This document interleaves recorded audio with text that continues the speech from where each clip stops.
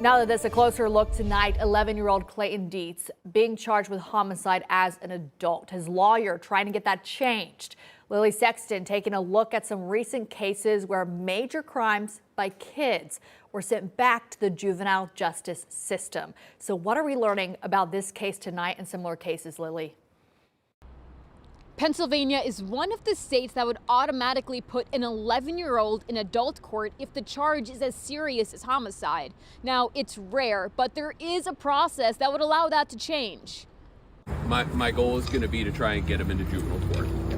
Attorney Dave Wilson, representing Clayton Dietz. The 11-year-old is currently charged as an adult, accused of shooting and killing his adopted father after his video game was taken as a form of punishment. The primary thing to know about the difference between the juvenile legal system and the criminal legal system is that they are two separate things. When the juvenile legal system was created, it was really designed to be about rehabilitation over punishment.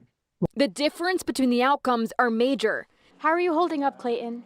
If he's moved to the juvenile system, Clayton may be ordered into rehabilitative treatment until age 21 at most, and then released. If he's charged as an adult, he could receive a life sentence. This will all come down to the decertification hearing. They have to demonstrate that that's the right place for this kid, that they'll benefit from the treatment and rehabilitation that is offered in the juvenile court system. And so the burden is really on the child to demonstrate that. This process has been successful in recent years. In April 2024, a 14-year-old was accused of shooting and killing a 12-year-old girl. At the time of the trial, we showed his face because there are less privacy protections in place when they're in the adult system.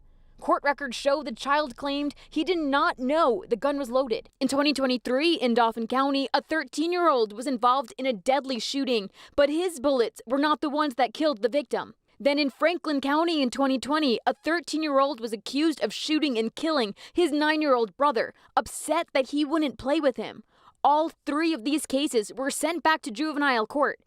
And there's a presumption that just because a person has engaged in an offense or been charged with homicide, that they automatically must require prosecution in the adult system. And it fails to really think about the circumstances of their age, their social surroundings, their family history. As you heard, the Juvenile Law Center wants more cases like this to go to juvenile court. But at the same time, there are many families of victims who don't view that as justice. They want more harsh penalties for convicted killers, and that can only happen in the adult system. For now, we're in Dauphin County. Lily Sexton, CBS 21 News. 11-year-old Clayton Dietz was in court yesterday for his first hearing. He's charged as an adult with killing his father. His lawyer said that he should be in juvenile court instead, though, where the punishments are drastically different. CBS 21's Lily Sexton joining us live with a closer look. So, Lily, a few questions here as you're digging through this information today. If Dietz is charged as an adult, what kind of consequences and sentencing could that mean for him? Right, the sentencing would be very different depending on whether he's in juvenile or the adult system. In the adult system, he's facing life in prison versus in the juvenile system, at age 21, he would be released, and until or possibly sooner, age 21 is the most that he could serve. And during that time, it would be a rehabilitation center versus prison like he would in the adult system. Okay, so drastically different from juvenile to adult court. What's the likelihood that this case moves to the juvenile system as his lawyer is pushing for right now? So we were able to look at a couple of different cases somewhat similar to Clayton Dietz, and in those cases, the judge did grant them to move back to juvenile court.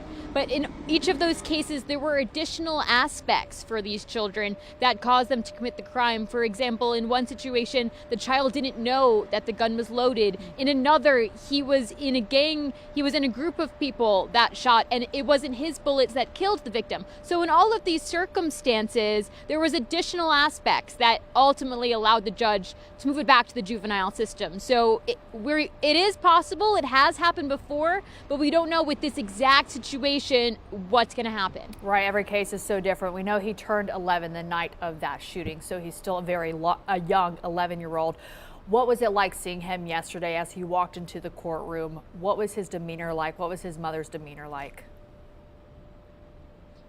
Right? I mean, we've been playing the video. He's 11. He's very small. He's in handcuffs, and I saw him stumbling around in the courtroom with his mother, and his family kept asking me for privacy, which we're respecting. But it's hard to see someone that small, that fragile, walking around with such a severe punishment. But at the same time, there's the argument in that the victim's family deserves justice, and with such a severe crime, does he have to have such a severe time? So that's kind of what this has all been about. Yeah, a lot to weigh here from the judge's perspective, from the attorney's perspective. Right now, he is being charged as an adult with homicide and the death of his father, who was shot in his sleep January 13th.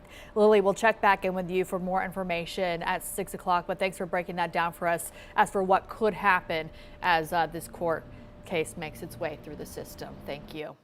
CBS 21, a deep dive looking into what's fair when talking about teens who are accused killers or convicted killers. So you can watch Charged as Adults with Joel D. Smith on the CBS 21 YouTube page. Hey, Clayton, we want to hear from you. What happened that night? How are you holding up, Clayton? That's the 11-year-old accused of shooting his adopted father, heading into court facing the judge today. Thanks for being here at 6. I'm Joel D. Smith. You heard the voice of Lily Sexton trying to talk to Dietz on the way into the courtroom as they discuss those charges. Here's Lily right now with more of what we learned today. Lily. That's right. Today was the first time we got to hear from the lawyer representing 11-year-old Clayton Dietz. Now, they waived inside the courtroom. Dietz waived his right to this preliminary hearing as family members gathered for the child's first day in court.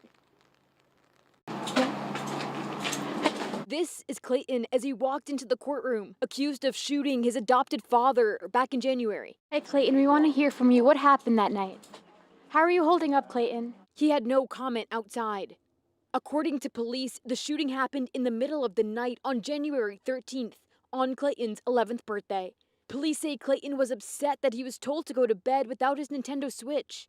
Now, during today's preliminary hearing, Clayton and his attorney had the opportunity to convince a judge that there was not enough evidence to bring this case to trial. They decided to waive that right. The judge asked Clayton directly if he was sure of this decision. The child responded yes, the entire proceeding lasting under 5 minutes. Clayton was then escorted out, handcuffs on his hands and feet. Tripping over himself, he told his mother, quote, "It hurts." I spoke to his lawyer. He said he had no comment on their decision to waive today's hearing, but laid out his plans for the trial. My goal is going to be to try and get him into juvenile court. Now, Dietz is currently charged as an adult, as all juveniles are when they are facing homicide charges. For now, we're live in Perry County. Lily Sexton, CBS 21 News.